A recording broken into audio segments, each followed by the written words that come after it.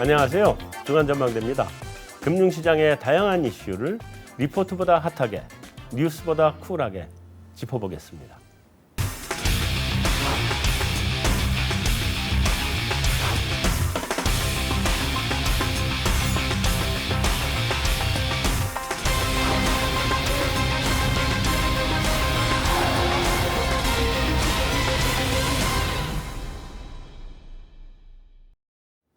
안녕하세요. 안녕하십니까. 안녕하세요. 안녕하십니까. 네, 한 달에 한 번씩. 네, 네. 내년부터는 한 달 보름 만에 한 번씩인가요? 그렇죠. 네, 거의 8번으로 내년부터? 바뀌니까. 8번인가요? 네, 6주에 한 번씩. 10번도 아니고 8번. 네. 네. 출연 횟수가 줄어들겠다. 자, 어쨌든 오늘 7월 금통이 있었고 오늘 내용은 사실은 뭐 대부분 예상했던 네. 평이한 내용이었죠.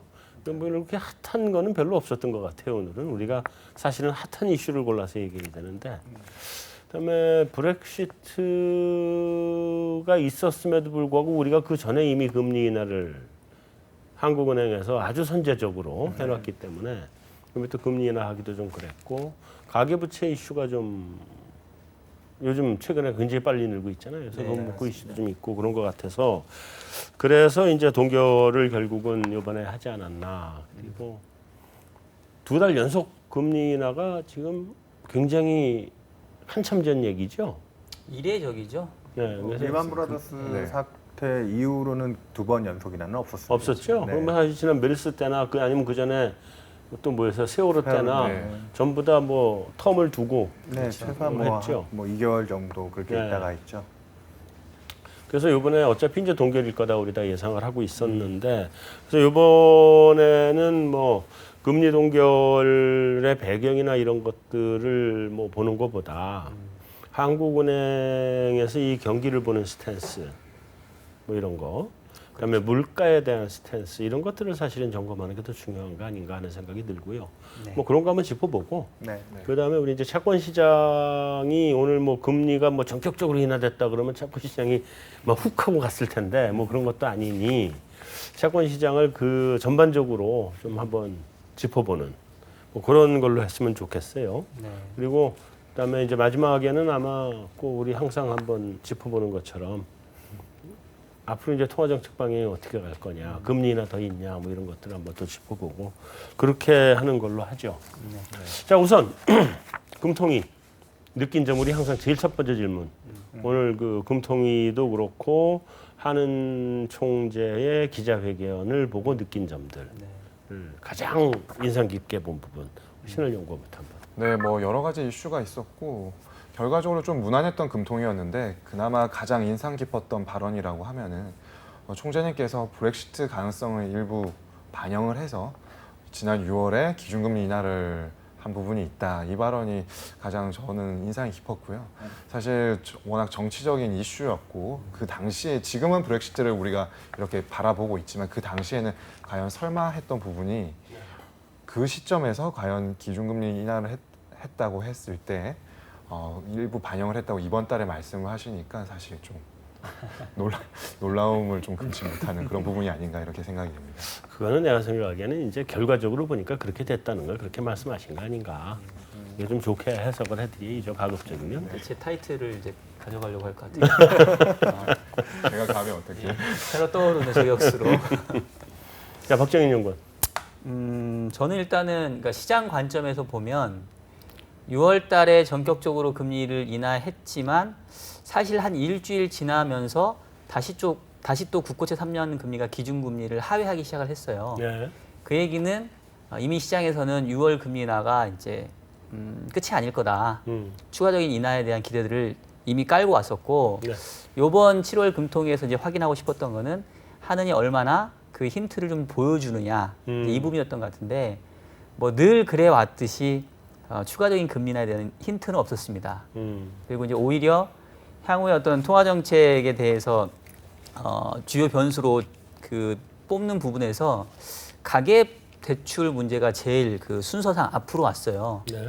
그래서 지금 한은의 어떤 정책적인 무게 중심은 이제는 다시 또 성장 쪽 지원하지만 약간 부작용이라고 할 수 있는 가계부채 쪽에 조금 더 이제 무게 중심이 다시 옮겨간 이제 이런 모습들을 보였는데 중요한 거는 그럼에도 불구하고 오늘 금리는 또 빠졌다는 거. 네. 그러니까 여전히 시장은 이 한은의 어떤 스탠스를 안 믿는 거죠. 저렇게 해놓고 또 금리 인하 하겠지. 이렇게 좀 보고 있어서 또 한은과 시장 간의 진실 게임이 또 시작된 게 아닌가 이런 생각이 뭐 들었습니다. 진실 게임 아주 정확한 표현 같은데 정확한 건가 적확한 건가 하여튼 항상 경제 전망은 낙관적으로 하면서 금리 인하를 하시더라고. 그래서 하여튼 네, 뭐 저 같은 경우에는 오늘 사실 브렉시트 터지고 나서 우리나라 금리도 글로벌 금리 쫓아 많이 시장 금리가 내려와 있는 상황이었는데 네. 이번 주 들어와서 그래도 미국을 중심으로 해서 글로벌 금리가 좀 반등이 있었어요. 유럽의 은행주라든지 이런 것들에 대한 불안 심리가 조금 완화되면서 위험자산 득세하고 미국 10년 금리도 1.5까지 올라갔는데 우리나라 금리는 전혀 반응이 없었어요. 금통위 전날까지도 심지어 네, 그렇죠. 미국 금리가 7, 8bp가 올라갔는데 전혀 안 올라가는 게 이번에 또 조금 그러니까 브렉시트라는 예상치 못한 악재가 들어오면서 혹시나 6월에 금리 인하를 했는데 연속 금리 인하는 어려워도 소수 의견을 주장하는 금통위원이 등장하지 않을 거냐 그런 루머가 시장에 꽤 많이 돌았습니다. 그리고 5월에 취임하시자마자 인하의 소수 의견을 내지는 못했지만 실질적인 소수 의견을 주장했던 위원이 있었거든요. 네. 짧은 시기 내에 뭐 금리 인하 조속한 조속한 시기에 시일 내에 금리 뭐 인하 필요하다는 금리 인하 필요하다라는 주장이 있었기 때문에 그 만장일치 여부도 시장의 이제 관심사 중에 하나였는데 오늘 만장일치 동결이었습니다. 네. 그래서 그런 연속적인 정책 기대를 시장에 많이 주지는 않았는데 뭐 박형영 군 얘기하셨듯이 시장은 이 앞에 학습 효과들이 무섭잖아요. 그렇게 보여주시고 나서도 금리 인하를 했던 경우 저 개인적으로는 오늘 리포트 제목도 그렇게 썼는데 2012년 8월 달이 생각나더라고요. 그때 7월에 좀 예상보다 빨리 금리 인하하고 나서도 그 다음 달에 그러니까 시장 기대보다 빨리 움직였더니 바로 연속적으로 8월에 인하할 거예요. 9월에 인하할 거예요. 그런 기대들이 들어오는데 8월, 9월 다 만장일치 동결이었거든요. 네. 그리고 10월 달에 금리 인하를 했어요. 그랬더니 그런 학습 효과가 오늘 만장일치 동결에도 금리가 떨어지는 계기가 되지 않았나 싶습니다. 의사록이 언제 나오죠? 2주 뒤에 나오죠. 네. 2주 뒤에 나오면 2주 뒤에 보면은 또 발언이 그러니까 소수 의견 발언이 있을지도 모르니까 그렇죠. 이건 좀 보면 될 것 같아요. 근데 뭐 소수 의견 발언이 나온다고 하더라도 뭐 그렇게 그 힌트가 되지는 않을 것 같은데 하여튼 자 우리 뭐 금리 동결한 배경이나 뭐 이런 것들은 뭐 얘기할 필요가 사실 별로 없을 것 같고 금리를 동결할 거라고 다 생각을 어차피 한 거기 때문에 일단 2.7 네. 한번 이제 돌아가면서 한번 얘기해 봅시다. 이것은 일단 시장 2.8에서 0.1 내려온 거죠? 그렇죠. 네. 정부가 이 앞전에 이제 추경하기 전에 2.8로 추경 논의 이제 제안을 꺼낼 때 3.1에서 2.8로 낮춰놨는데 한국은행은 이미 4월달에 2.8을 제시해놨잖아요. 네. 그리고 이번에 6월에 또 선제적인 금리 인하를 했고 그렇기 때문에 적어도 또 정부의 정책 스탠스에서 너무 많이 벗어나기는 좀 어렵고 그래서 뭐 2% 중반까지 내려가지는 않아도 한 2.6 정도까지는 낮추지 않을까 그 정도 미세 조정들을 대부분 생각했는데 오늘 딱 발표한 숫자가 0.1에 그쳤다는 거죠. 네. 그리고 그 순간 또 채권 시장이 약간 약세로 돌아섰어요. 생각보다 경기에 대해서 판단이 근데 선제적인 금리 인하와 추경이 들어와서 정책 공조가 어쨌든 진행이 됐다라는 거죠. 그 효과에 대해서 하는 총재는 또 역시나 긍정적인 부분을 많이 어필을 하셨는데 많이 어필했는데 시장에서는 이게 또 자기가 자기 발목 잡는 거 아니냐. 그렇죠. 왜냐하면 이 2.7이라는 숫자가 또 10월 달에 가서 수정 경제 전망을 다시 내놔야 할 때 지킬 수 있는 숫자냐. 뭐 뒤에 분들이 얘기를 좀 해주시겠지만 최근에 우리나라를 둘러싸고 있는 국내외 대외 내외적인 불확실성들이 굉장히 많잖아요. 그 부분을 반영했다라고 얘기를 하시는데 2.7이라는 숫자는 조금은 낙관적이지 않나 뭐 이렇게 보는 것 같습니다. 사실 저희는 이제 2.7을 예상을 했었어요. 왜 그랬냐면 이제 말씀을 미리 해주셨는데 정부의 눈치를 보지 않을 수 없을 거다. 왜냐하면 정부가 이제 뭐 10조 추경 플러스 10조 재정 보강하면서 이게 성장률에 0.3% 포인트 정도의 그 재고 효과가 있을 거라고 얘기를 했거든요. 근데 만약에 2.8에서 너무 이렇게 급격하게 떨어뜨려 버리면 0.3 빼버리면 사실상 2% 중반도 안 되는 성장률이 원래 예상이 됐던 거니까 그럼 하는 전망치가 뭐 너무나 어이없었던 거였죠. 그래서 그런 차원에서 아마 조금 소극적으로 떨어뜨리지 않을까 이런 생각했었는데 실제 오늘 그 총재가 얘기하기로는 6월 달에 금리 인하하고 앞으로 예상되는 추경 때문에 성장률의 진작 효과 0.2%포인트 정도 예상이 된다고 하더라고요. 그러니까 원래는 2.8을 2.5로 떨어뜨려야 되는데 이제 추경이 있으니까 이런 거 감안해서 이제 2.7이다. 이제 이렇게 숫자가 나온 거고요. 결국 이제 이 2.7이 또 현실화 될 수 있냐, 이것도 달성 못 하느냐, 이제 이거에 따라서 아까 제가 이제 한은과 시장 간의 추가 금리 인하에 대한 진실 게임이 시작됐다고 했는데 가장 관전 포인트가 이거거든요. 근데 이제 저희가 보기에는 역시 2.7이 여전히 높아 보인다. 요번에 성장률 전망하면서 어떤 건 반영하고 어떤 건 반영 안 한 것들이 있는데, 그러니까 예를 들면 최근에 또 이슈가 되고 있는 사드 배치에 따른 또 중국의 어떤 뭐 무역 보복 가능성, 이런 거는 사실은 집어넣기가 어렵거든요. 한도 이거는 어떻게 우리가 아직은 예측이 안 된다. 그다음에 이제 추경이 7월 달까지 통과되고 이게 속도 있게 집행된다라는 가정 안에서 나온 그 전망치인데 사실 아직도 몰라요. 추경이라는 게. 저는 여전히 과연 정치권이 정신 차리고 추경을 빨리 속도 있게 진행할 거냐에 대한 상당한 의구심이 있거든요. 그것도 봐야 되고. 그다음에 이제 외생 변수로 봤었을 때는 브렉시트 이슈가 지금 약간 잠복했지만 사실은 아직 시작도 안 한 거거든요.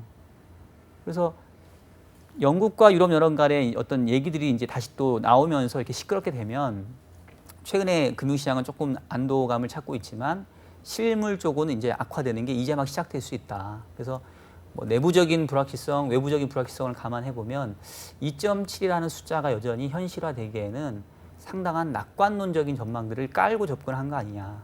그럼 이제 그걸 잘 못 믿겠다는 거죠.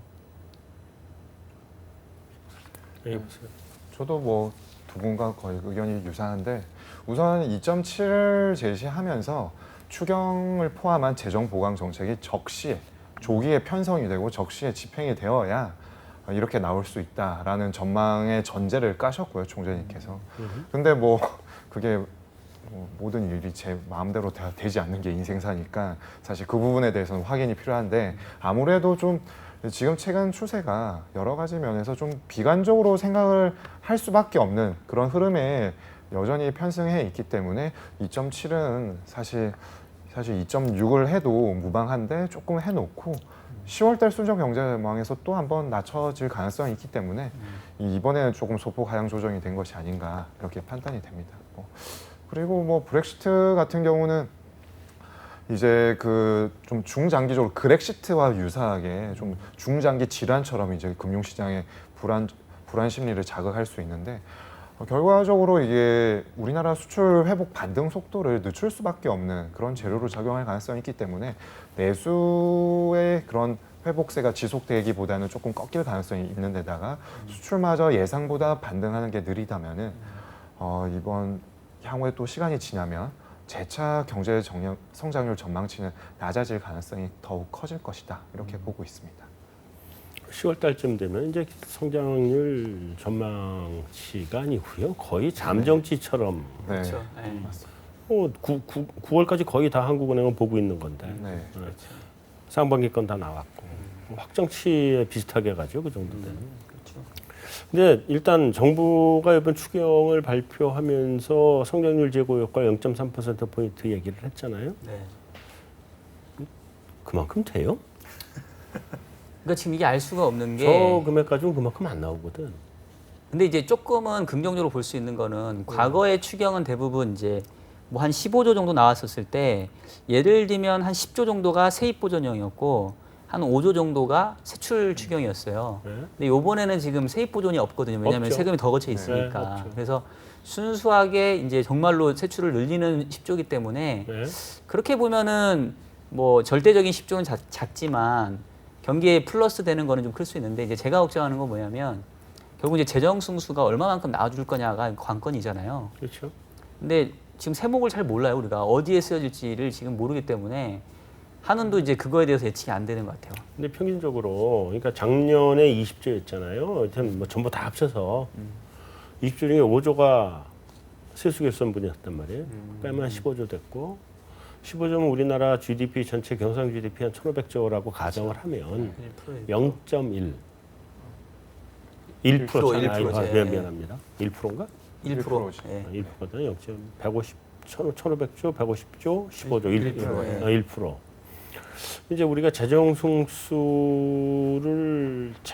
아주 높게 보는 데가 우리가 이제 굉장히 높게 해서 0.5였었고 사실 낮게 보는데 0.3까지 가거든요. 그렇죠. 예.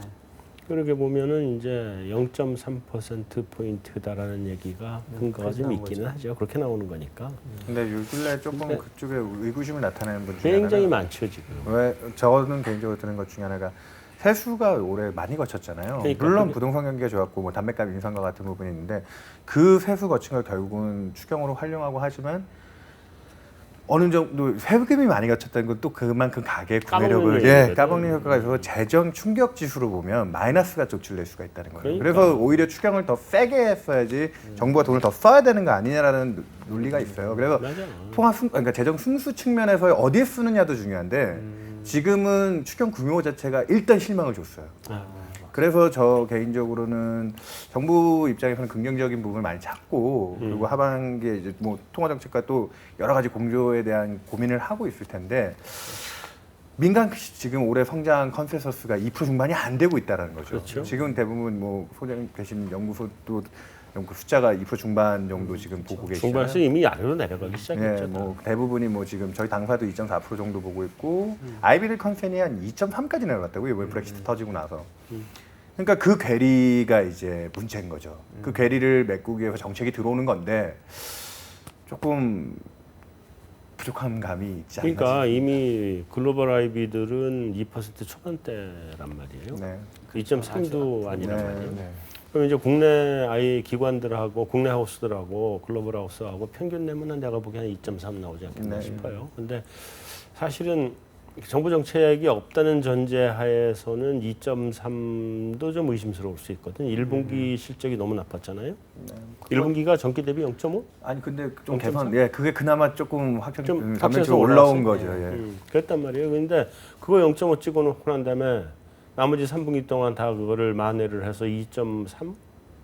난 뭐 그 이상 보기 힘들다고 보는데.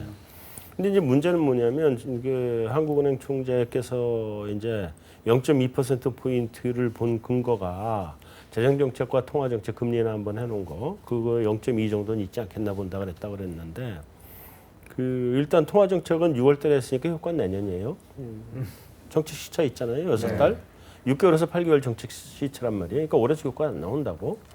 그죠? 네. 거의 없다고 봐야 돼요. 올해는. 거기다가 원래 한국은행에서 얘기하는 것처럼 지금 유동성 함정이잖아요. 통화정책 효과 없, 통화정책 무용론 얘기 나오고 있는 거 아니에요. 그러니까 그럼 이제 그게 의미가 없다고 보면 재정정책만 가지고 0.2를 2.5를 보고 있고 0.2가 돼야 된다는데 재정정책이 난 지금 통화승수가 의심스럽거든요. 요즘은. 그렇지, 그렇지. 예.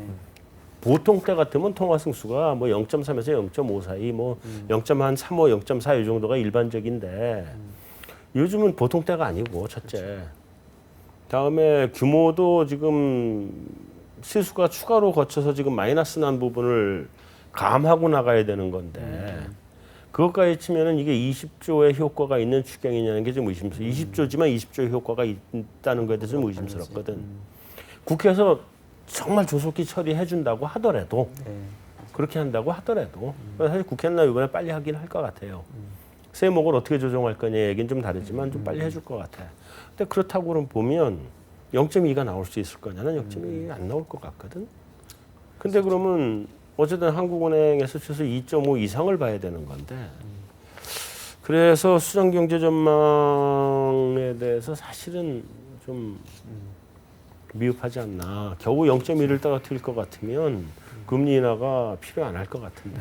근데 그게 이제 베스트 시나리오니까 사실 네. 정책 당국자 입장에서는 지금 그리고 이렇게 낙관적인 워낙 지금 경제 주체들이 심리가 안 좋잖아요. 사실. 그럼요. 예, 그 부분을 좀 자극하겠다라는 거기 때문에 조금은 베스트 시나리오를 얘기할 수밖에 없고 저희 같은 사람들은 또 현실적인 부분을 봐야 되니까 아까 얘기하셨던 뭐 사드 문제부터 브렉시트 여파, 뭐 김영란법이 시행되는 거, 뭐 그다음 미국 대선까지 그것까지 다 감안해서 고려하면 너무 또 돌발 변수들이 너무 많죠 사실. 이게 베스트 시나리오를 과연 해낼 수 있을 거냐 거의 뭐 장애물 넘기 수준으로 가야 되는데 고민이죠.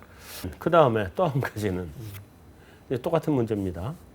가장 최근 우리 물가가 0.9가 나왔나요? 0.8. 0.8이었나요? 가장 최근 게? 네. 1 된 게 한 번 있었나요? 두 번 있었나요? 2월 달에 예. 1.3을 찍고 네. 그 다음에 1.0으로 떨어졌다가 네. 좀 유지하다가 다시 0.8로 지금 2개월 연속. 그러니까 일대를 찍은 게 2번인가 그렇죠? 번. 올해 네, 들어서. 올해. 올해 3번인가 2번. 네, 세 달. 세 달이나? 1.3, 1.0, 1.0 이렇게. 아, 그랬나? 아무튼 네. 상반기 평균이 한 0.9 정도예요. 그 정도 되죠? 네, 상반기 상반기 평균이. 평균이. 자, 물가에 대해서는 뭐라 그러셨어요? 뭐 다 아는 얘기. 아니 뭐 나는 얘기. 네. 뭐 공급층 요인을 좀 강조를 많이 하셨던 것 같고요. 공급 측에서는 이번에 상승 요인 아니었나? 그러니까 유가 빠져가지고 네. 유가 그 유가 기적- 다시 반등해서 올라왔죠. 네, 그래서 이제 플러스 네, 이제 있다라는 될 거다. 얘기예요. 아, 그 얘기했다. 근데 이제 아무래도 첫 번째 회의다 보니까 왜 이제 실제치와 전망치가 좀 결의가 생겼느냐에 대해서 그런 부분 좀 말씀을 많이 하셨고 특히나 좀 이제 어떤 부분이 아무래도 한국은행의 목표가 물가 안정, 금융 안정인데 물가의 모든 책임을 한국은행에 돌리는 부분에 대해서는 조금 이게 한국은행이 모든 걸 할 수 없다라는 그런 말씀을 하셔가지고 그 네, 어쨌든 네, 뭐 그런 식으로 좀 마무리된 첫 번째 회의다 보니까 좀 이게 예상을 하기보다 이제 뭐 듣고 어떤 이런 식으로 흘러가는가 보다라는데 좀 더 주안점이 못 맞춰진 게 아닌가 싶습니다. 그러니까 사실 저는 왜 그 작년 말에 중기 물가 목표를 책정을 하고 2.0로 책정하고 거기서 6개월 연속으로 0.5%포인트를 밑돌거나 웃돌면 이제 설명 의무를 지겠다라고 해서 이제 이래서 지금 첫 번째 설명 의무를 지게 된 건데 설명을 한 거잖아요. 예. 그죠? 그러니까 쉽게 말하면 반성문 쓰는 건데 왜 그랬을까 일단 저는 작년 연말에 할 때부터 이미 7월 달에 이렇게 일이 벌어지겠구나 생각을 했었거든요. 그래서 스스로가 그냥 조금 뭐라고 설명이 나왔어요? 그러니까 이제 우리 신원연구가 얘기한 것처럼 일단은 왜 6개월 동안 물가가 그 2% 타겟에 0.5%포인트 이상을 훨씬 밑돌았느냐 이제 이거에 대한 이제 원인들을 그 설명을 해준 거죠 국민들한테. 그래서 가장 큰 원인은 결국 공급치 요인이 컸던 것 같다. 유가가 그동안 계속 하락하면서 유가 하락에 따른 뭐 전반적인 뭐 생산 가격 하락, 수입 물가 하락 이것이 지금의 저물가를 만들어내고 있다. 이렇게 현상을 얘기하셨고 그럼 전망은 어떠냐? 아마 하반기부터 기저효과 이런 거 타고 또 최근에 유가가 올라왔기 때문에 아마 물가는 이제 1% 중반 정도 상승을 하고 내년 정도 가면은 목표 수준인 2% 정도 이제 근접을 할 거다. 그래서 실제로 내년도 물가 전망치를 보면 상반기가 2.0이고 하반기가 1.9더라고요. 그러니까 평균 내면 1.95니까 거의 이제 도달하는 거예요. 그래서 그거를 이제 전망으로 내놓으셨는데 일단 이제 저는 그 물가 설명에 보면서 들은 얘기는 그 성장에는 자꾸 그 높게 보는 상향 바이어스가 있고 물가도 좀 마찬가지 아닌가. 자꾸 이렇게 좀 높게 이렇게 보려고 하는 바이어스가 있는 것 같아서 금리 인상이 혹시 네? 금리 인상하려고 그러시나요? 모르겠어요. 약간 그 희망이 반영된 것 같기도 하고. 그러니까 지금 사실 한국은행뿐만 아니라 대부분의 중앙은행들이 그동안의 전망치를 보면 대부분 상향 편의가 있는 것 같아요. 그 점은 충분히 이해를 해야죠. 그래서 과연 내년도에 2% 수준에 근접할 수가 있을까? 단순히 이제 기저효과 사라지는 것만으로 물가가 올라간다라는 거를 저는 지금도 조금은 너무 낙관적인 시각을 얘기하고 계시고 있는 게 아닌가 또 걱정이 돼요, 사실은 좀. 그러니까 뭐 유가나 원자 재가가 조금 좀 반등을 하긴 했지만 그게 공급 측 요인만 가지고 그렇죠. 수요 측 요인이 살아나지 않고 있는데 2%를 갈 수 있느냐는 건 지금 사실 굉장히 의심이란 말이에요. 그렇죠. 그리고 아무래도 지금 이제 내년 대선이 있지 않습니까? 그렇다 보면 이제 1년 전부터 이제 올해부터 하반기부터 내년 상반기까지 아무래도 민간과 기업들의 경제 활동이 부진할 수밖에 없거든요. 이게 안 살아나면은 결국에 수요 측 요인이 뭔가 좀 모멘텀을 확보를 해야지 물가 상승에 대한 그 동력으로 작용할 수 있는데 그 부분에 대해서 조금 의구심을 가질 수밖에 없는 상황이다 이렇게 보고 있습니다. 개인적으로 드는 생각이 미국도 그런 현상이 최근에 나타났는데 그동안 공급 사이드에선 제조업이 부진하면서 그 코모디티 가격 빠지고 그게 물가 공급 이슈였잖아요. 네. 근데 그 미국이 최근에 이제 코모디티 가격 반등하고 유가 50불대 근접하면서 그쪽에서 기저효과가 들어온 건 다 아는데 최근에 미국 보시면 서비스업 물가가 흔들려요. 그동안 가장 견조했던 렌트 가격을 중심으로 해서 미국의 서비스업 물가가 코어 쪽에 조금 그러니까 제조업이 원래 서비스업을 견인하는 그래서 제조업이 소규모지만 경제 주도력을 갖는 산업인데 그쪽의 흔들림이 이제 가장 견고했던 미국의 서비스업을 타격을 주는데 한국도 그런 제조업의 부진이 지금 꽤 장기간 지속이 되고 있다라는 거죠. 네. 그러다 보면은 이제 우리 쪽에서도 서비스업이 그동안 가장 비탄력적인 물가잖아요. 서비스업 물가가 생필 물가고. 네. 근데 그 부분을 이렇게 안심할 수 있을까에 대한 고민이 들고요. 그래서 총재께서 오늘 얘기했던 것 중에 제일 중요한 포인트 중에 하나는 그래서 이렇게 물가가 6개월 이상 하회를 했는데 그럼 또 통화 정책은 더욱에 적극적으로 대응을 해야 되는 거 아니야라는 이슈에 늘 하시는 답변이 있습니다. 이 물가 목표는 중기적인 시각을 가지고 접근을 해야 되는 부분이기 때문에 그런 발언만 들어보면 사실 올해 추가 인하를 안 할 것 같은 뉘앙스시거든요. 내년에 물가 목표를 2%나 내놨고요. 네. 거의 2%에 근접하는 수준까지 내놓은 상황에서 그런 중기적인 관점의 기준을 내놓는다면 사실 시장이 지금 또 너무 과도한 욕심을 내는 거 아니야라고 보실 수 있는데 그 전망치는 매년 틀려왔다라는 게 또 하느니 갖고 있는 한계죠. 그러니까 덧붙이자면 왜 이제 총재께서 그런 얘기를 했냐면, 그러니까 만약에 지금 이렇게 낮은 물가를 통화 정책으로 대응을 해버리면 나중에 이제 유가라든가 이런 공급 측 요인에 의한 물가가 다시 정상화돼서 올라갈 때 이게 다시 또 물가가 흔히 말하는 뭐 하이퍼까지 확 칠 수도 있는 이런 위험이 있으니까 그래서 통화 정책적으로 즉시 대응할 건 아니다 이제 이렇게 얘기를 하셨는데요. 그러니까 그 근저에는 뭐냐면 한국은행이든 글로벌 중앙은행이든 전반적으로 기본적인 그 저 근저에 있는 두려움은 야 우리가 이렇게 돈을 많이 풀어놨는데 이 돈이 언젠가는 인플레 형태로 나타날 것 같은 그런 두려움이 있는 거예요. 이미 자산버블 시작됐잖아요. 그렇죠. 이제 그게 자산버블로 다 나타나고 자산버블 있는데, 시작됐는데. 그러니까 이제 사실은 저는 그런 생각이 드는 게 돈이 분명히 풀린 건 맞잖아요. 예. 그러면 이제 수요와 공급에 의해서 돈의 가치는 분명히 떨어져야 되겠죠. 네. 근데 이제 이 돈의 가치가 떨어지는 그 섹터가 좀 다른 것 같아요. 그러니까 인플레이션이라는 게 섹터별로 좀 차별적으로 나타날 수 있겠다. 그러니까 왜냐하면 재화라든가 서비스 가격들을 보게 되면 의외로 몇 년 동안 계속 제자를 걸음이거나 오히려 떨어지는 것들이 많아요. 가격 경쟁이 심화되고 기술의 발달과 유통의 어떤 혁신으로 인해서 오히려 가격은 더 줄어드는 부분이 있거든요. 그러니까 그쪽에서는 돈 가치가 안 떨어지는 거죠. 그러니까 대신 이제 뭐 부동산이라든가 실물 이제 이런 쪽에서 올라오는데 사실은 이제 소비자 물가의 바스켓에는 그런 비중들이 많이 크지 않으니까 물가가 좀 낮게 좀 보이는 그런 현상도 있는 것 같은데, 그래서 이제 이러한 그 인플레 현상이 조금 섹터별로 차별적으로 나타날 수 있는 거에 대한 면밀한 연구가 중앙은행 내에서 좀 필요한 거 아니냐. 그냥 무작정 돈 풀어놨으니까 언제든지 인플레 올 것 같은데 그러면 이제 그런 상황에 대비해서 지금 하면 안 되지 이렇게 지금 보고 있는데 그게 지금 몇 년째 몇 년째 이렇게 되고 있으니까 네. 그 부분에 대한 좀 심도 깊은 분석이 중앙은행이 좀 부족한 게 아닌가라는 생각이 좀 들더라고요. 중앙은행은 항상 물가 올라가는 거 걱정을 하니까. 근데 이제 돈을 풀면 물건 가격도 올라가고 자산 가격도 올라가는데 두 개 같이 올라가야 되는데 그렇지. 네. 물건 가격은 안 않다는 올라가고 거죠. 있고 자산 가격만 올라가고 있잖아요. 이게 지금 사실 좀 문제죠. 그나저나 어쨌든 그 우리 물가 문제 이제 충분히 뭐 우리 다 얘기한 것 같고 한 가지 아주 짧게 답변. 신월연구원은 지난번에 하반기에 한 번, 내년에 한 번 더 있을 거다. 금리 인하. 그런 얘기 하지 않았었나요? 아, 저는 하반기는 동결이고 하반기 동결이나 내년 초에 내년 초에 인하 한번 가능성이 현실화될 가능성이 높다 이렇게 보고 한 있습니다. 번 네. 추가. 여기는 어떻게 그거 저희도 어떻게 봐요? 지금 9월 내지 10월 정도에 한 번 더 한다.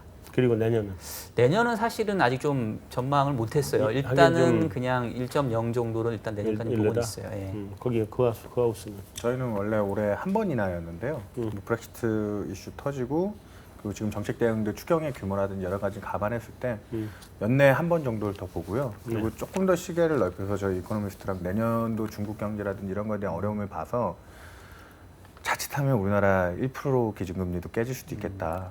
그리고 이거를 방어할 수 있는 유일한 수단은 우리나라 내부적으로는 찾기는 좀 힘들 것 같고요. 네. 뭐 요즘 이슈가 되고 있는 뭐 헬리콥터 머니라든지 뭐 이런 정도의 대외 정책이 뭔가 세게 등장했을 때 네. 우리나라 정책 방향도 조금은 바뀔 수 있지 않을까 뭐 그렇게 예상하고 있습니다. 자, 그래서 어쨌든 그 다음으로 넘어가서 우리가 이제 채권 시장을 좀 보면 우리 지금 일단 3년물이 몇 프로예요? 지금 1.20. 1.20. 이제 하회하기 시작한 지 꽤 됐죠? 네. 예, 그러니까 네. 6월 금리나 이후 일주일부터 지금 벌써 하회하기 시작했어요. 그렇죠? 계속 밑돌고 있습니다. 10년물은 지금 어때요? 10년물이 1.5 오늘 1.377. 1.37. 네. 그러면 0.17 17bp? 예, 네. 그 정도 차이입니다. 기준금리랑 12 같게 차이가 나. 그러니까 지금 근데 그게 지금 스프레드가 좀 계속 지금 줄어오고 있는 거죠. 줄고 그렇죠. 있는 거죠. 굉장히 가파르게 좀 2010년 이후에 3년, 10년 스프레드가 20bp 아래로 줄었던 게 2012년에 그때 깜짝 금리 인하 들어왔을 때 네. 그때 잠깐 한 17bp까지 줄여본 적이 있는데요. 이번 그 이후로 최저 지금 스프레드 폭은 제일 줄. 좀 있으면 이제 둘이 똑같아지는 거 아니에요? 오늘 3년하고 5년 금리가 같아졌습니다. 아, 3년하고 5년이 네. 같아졌어요? 지금 좀 5년은 외국인들이 특히나 중국으로 추정되는 외국인들이 매수가 들어왔다라고 해서 조금 더 이슈가 되긴 했는데 어쨌든 지금 유가가 그렇게 견조한 모습을 보여줘도 글로벌하게 인플레 기대가 살아나지 않고 있고요. 네. 그리고 또 지금 국내 기관들 보시면 작년보다 채권 순발행량이 훨씬 줄어가지고 작년에 MBSC도 얘기를 했는데 올해 해외채를 그렇게 많이 하고 있음에도 불구하고 국내 쪽에서 수요는 이미 뭐 수요가 공급을 압도하는 상황이 계속되고 있거든요. 6월달에 데이터를 봤더니 보험사 같은 장기 투자 기관들이 애지간해서는 6월처럼 국채 만기가 많이 도래하는 달에는 그래도 도래해도 순투자는 플러스가 나는 경우가 많아요. 만기를 감안하고도 순투자. 근데 6월달에 마이너스를 기록했더라고요, 순투자가. 브렉시트 터지기 전에 조금 설마 브렉시트 터지겠어 하고 차익 실현하고 이런 움직임이 있었는데 그런 거에 스텝이 꼬인 거죠 지금. 근데 뭐 브렉시트 이후에 미국이 그 비농업 고용이 그렇게 네. 잘 나왔음에도 불구하고 미국 채권 금리가 떨어진다 그랬잖아요. 그게 네. 유럽계나 이런 데에 마이너스고 잘 믿을 수 없이가 다 미국으로 몰려들면서 지금 그렇죠. 미국 금리가 떨어지는 거 아니에요. 그러니까 외국인 민간의 미국채 수요가 엄청나요. 지금. 그러니까 그런데 그렇게 보면 우리나라가 그래도 상대적으로 안전하고 그죠? 그다음에 신용등급도 좋고 네. 이런 상태니 유럽이나 일본에서 한 번 더 금리 인하가 나오면 우리 10년물, 5년물하고 똑같아지는 거 아니에요? 가능하죠, 충분히. 왜냐하면 어쨌든 3년 이하의 금리는 기준금리에 묶여 있을 거기 때문에 네. 이른바 하방 경기성이 있을 거예요. 그러니까 그렇죠. 금리 인하 되기 전까지는 어쨌든 내려가도 부담이 있어서 조금 하락폭이 제한적일 거고 네. 반면에 이제 장기 쪽은 어차피 시간 지나면 금리 인하 될 거, 그다음에 글로벌 금리 다 떨어지는 거, 우리가 여기 머물러 있을 필요가 있냐. 흔히 말하는 선도 수익률이 떨어질 거라는 생각을 하게 되면 네. 뭐 3년하고 5년이 붙듯이 5년과 10년이 붙고 3년과 10년이 붙는 거는 사실은 이게 이렇게 뭐 전혀 있어서는 안 되는 그런 일은 아니에요. 그죠? 예, 그러다 충분히 가능한 지금 일입니다. 경기 전망 자체가 장기 전망이 지금 눈에 보이지 않는 상태 아니에요, 전 세계 어디든지. 이번에 저 경기가 나쁜 게 이제 뭐 그레이트 모더레이션이라 그래가지고 굉장히 장기 동안 조정 국면을 갈 거라고 보고 있는 건데 어쩌면 뭐 2020년이나 돼야 무슨 경기가 살아날까 말까 하다 소리도 나오고 있는 거고. 그렇다면 단기물하고 차이가 나야 될 이유가 전혀 없는 거 아니에요? 그거 해도? 그렇죠. 그렇죠. 네. 장기물로 갈수록 워낙 다양한 변수들이 반영이 되니까 네. 특히나 뭐 좀 전에 윤 의원님께서 말씀하셨던 워낙 수급이 미스매칭이 심하기 때문에 네. 이거는 뭐 있으면 다 사야 되는 그런 국면으로 지금 전개되고 있습니다. 그 브렉시트 터지고 우리나라 쪽으로도 지금 외국인 자금이 많이 들어오고 있나요? 전체 보유자는 크게 변하지가 않았는데 듀레이션 자체가 네. 지금 5월 말, 6월 말 지금 현재까지 너무 빠르게 올라오고 올라왔어요. 예. 그러니까 그때- 단기채를 비우고 장기채를 그렇죠. 갈아타는. 브렉시트 이후 살펴보니까 대부분 외국인 순매수가 들어온 게 5년물, 10년물짜리에 다 아, 들어왔고 그래요? 대부분 이제 팔고 전환하는 것들은 만기 짧은 도래하거나 뭐 짧은 채. 통화채, 짧은 국고채 것들. 단기물 위주로 다 팔고 나가고 있고요. 통한채 비중이 많이 줄었죠. 예. 외국인들이. 근데 지금 그 통화 정책 자체에 대한 기대도 사실은 우리나라는 조금 버퍼가 있다라는 인식도 있고요, 사실. 네. 네. 그다음에 건전성 측면을 제일 먼저 봐야 되잖아요, 사실. 지금 엄하게 이번 브렉시트 터지고 나서 원달러 환율이 위로 갈 줄 알았더니 지금 1,130원대로 떨어졌거든요. 그렇죠. 그러니까 이런 사태가 또 예측지 못한 움직임인데 외국인들 입장에서는 그런 한국의 그 커런시 움직임까지 봤을 때 한국 채권에 대한 뭐 안전성은 크게 의심할 이유는 없을 거라고 봅니다. 그러니까 이게 과거와 좀 다른 게 이른바 흔히 말하는 못난이 콘테스트가 이 외환 시장에서 지금 벌어지고 있는 거고 그렇죠. 지금은 자국의 통화 가치를 어떻게든지 떨어뜨려서 이 자국의 수출을 늘리고 수입을 줄이려는 이른바 이제 근린 분피파 정책들 다 펴니까 브렉시트가 벌어져도 뭐 달러화가 그렇게 강세로 가지도 않고 오히려 미국의 금리 인상 시기가 늦춰진다라는 생각 때문에 달러화가 오히려 신흥국 대비로는 약세로 가버리고 이러거든요. 네.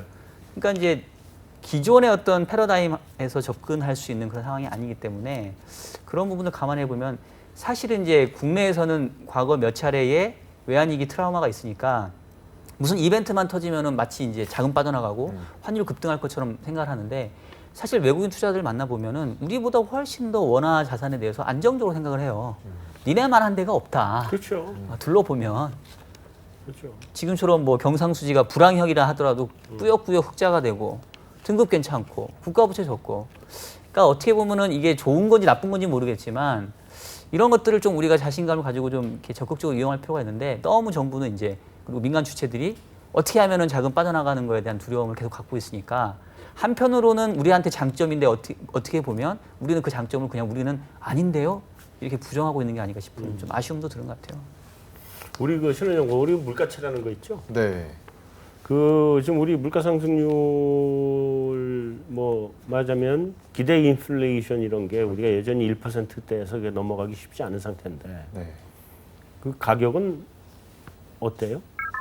지금 요즘에는 약간 좀 관망하는 게 좀 보입니다. 최근에 한 1, 2개월 전까지만 해도 네. 이제 물가 상승률에 대해서 좀 1%대는 무난하게 진입할 수 있는 것이 아닌가라는 특히 유가가 오르면서 네. 그러면서 거기 괴리감이 있어서 저평가 매력이 좀 부각이 됐는데 최근에 약간 좀 시각들이 약간 긴가민가하는 것처럼 보이고 뭐 내재 기대 인플레가 한 0.61% 정도로 거래되는 거 보니까 네.